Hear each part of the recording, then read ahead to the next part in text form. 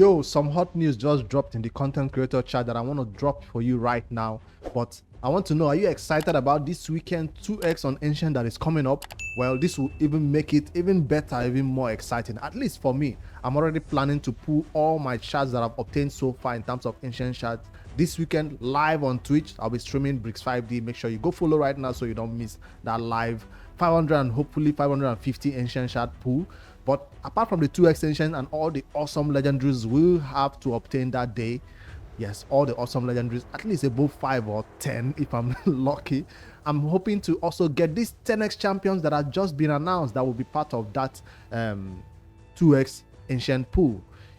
2x ancient simply means that if you head over into your account right now, today is 0.5% chance to get legendaries. 2x ancient means you will get a 1% chance to get legendaries. But when there's a 10x chance, it means that when you do get a legendary, it has a chance, 10 times chance to be this awesome legendary champion that has been part of raid recently. I think it's last year he launched into the game, that I do not own. Whenever I see a champion that I don't own since I'm playing Pokemon, trying to catch them all, I get excited about this one. Not just because he's an awesome looking dude in terms of his character design, but because of one content where he shines in Raid Shadow Legends is Hydra.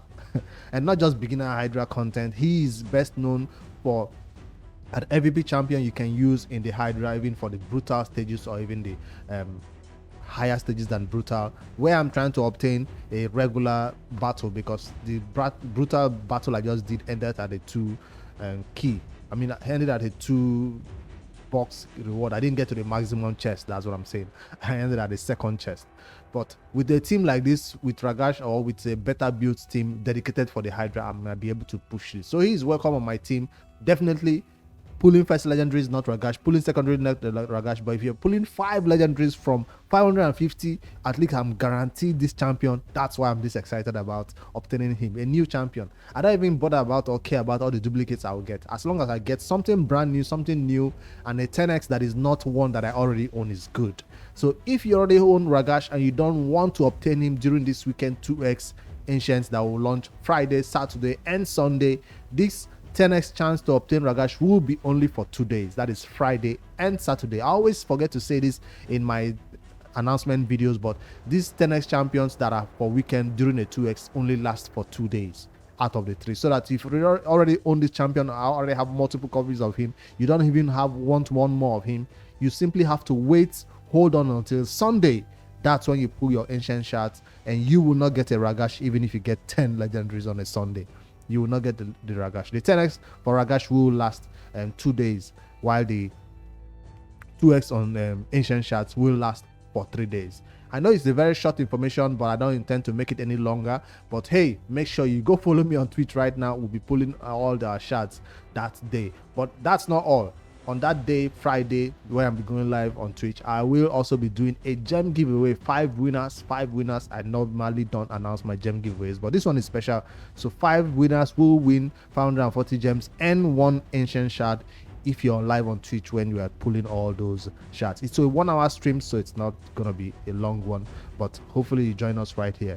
That's just short information. I wanted to tell you guys what's coming into the game. It's a 10x chance on Ragash on Friday and Saturday, not Sunday included. So are you going to be pulling your ancient shards as part of this fusion for this awesome champion that is currently going on? Where am I in that fragment fusion anyways? What's her name now? Jetney the Giant. This is the reason why I'll be pulling my shards, to obtain extra fragments for this champion. I skipped out on the summon rush, so I'll be going crazy for this. I think it's a champion chase. Yeah, it should be a champion chase, right? I skipped out on the summon rush entirely, so this champion chase, I'll be going crazy for it.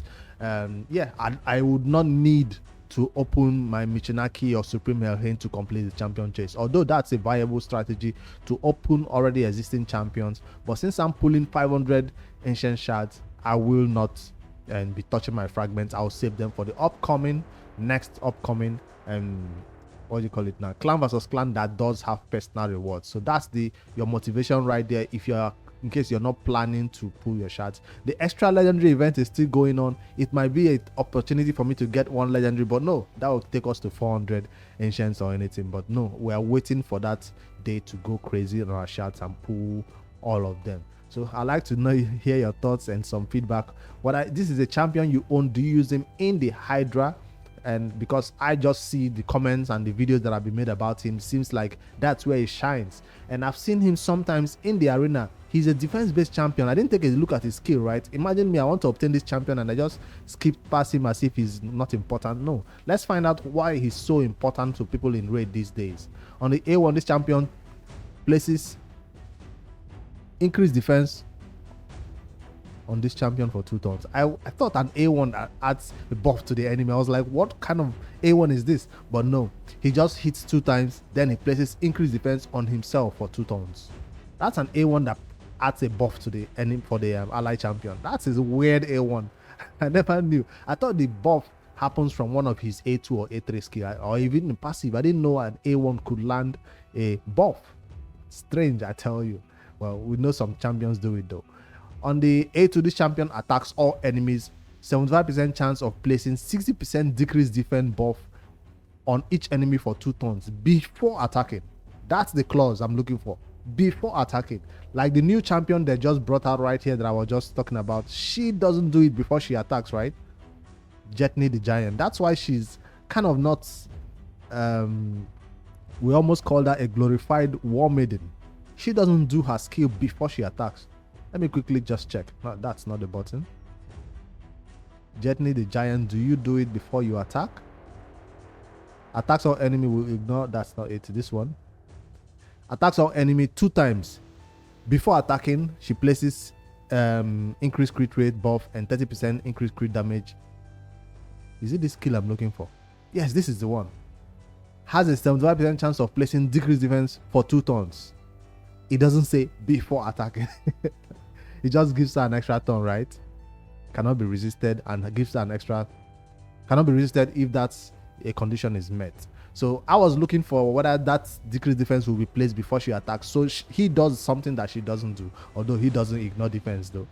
So that's the clause that makes him a little bit special, I guess. That's why he hits her. That's why you find Ragash often being used in the arena, because placing decreased defense and then hitting the enemy is huge, especially when all their buffs have been stripped by a other champion like a Kaima or something like that. So that's the A2 that hits extremely hard.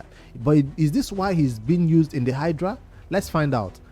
Also has a 75% chance of placing stun debuff for 1 turn after attacking. So if you're not dead, you will get stunned.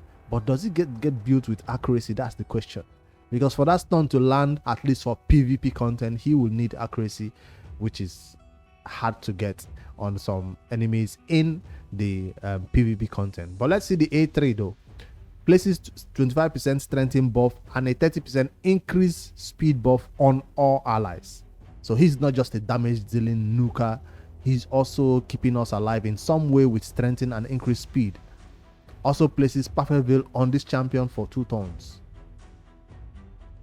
I'm not sure about the Perfect Veil. I'm hoping it does something for him. That Perfect Veil should do something for him. He should benefit from it rather than just hiding.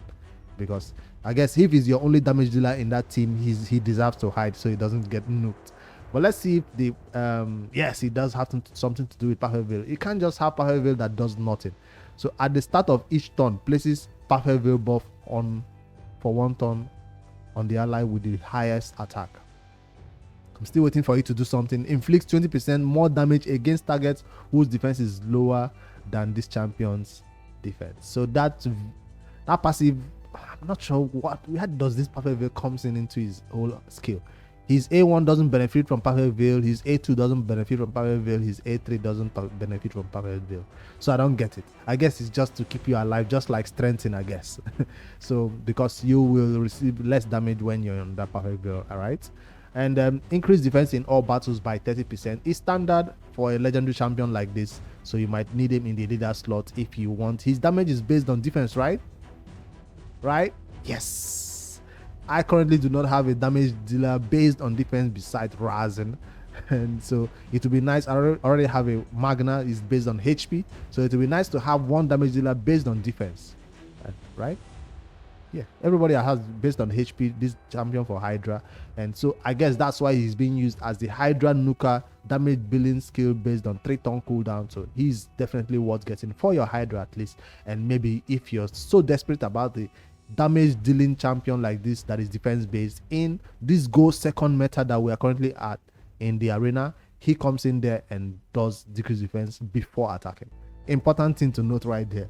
I hope to obtain him soon, maybe building for the PvP content, maybe make him also viable for the Hydra at the same time. Ragash is awesome, and he's definitely one that you will not regret obtaining. He's hard to kill when he building with high defense, slotting the crit rate right there, and makes the crit damage as much as you can. Difficult to kill, just like this other epic champion that we use to nuke the Hydra heads. All right, guys, I hope to obtain him on Friday, so make sure you join that live stream. That's the news that is dropping right now in the Raid content creator chat. I just wanted to show you how excited I am about obtaining this champion. Remember, it's a 2x on ancient. You will not get this champion on Friday or Saturday by pulling sacred shards at all. It's only ancient shard that is part of this one. So that's the news right here. I just wanted to share with you guys. Help me hit like in this video and subscribe to our YouTube channel, and don't forget to go follow on Twitch right now, Bricks5D on Twitch, so you know when that live stream goes on. Later, guys.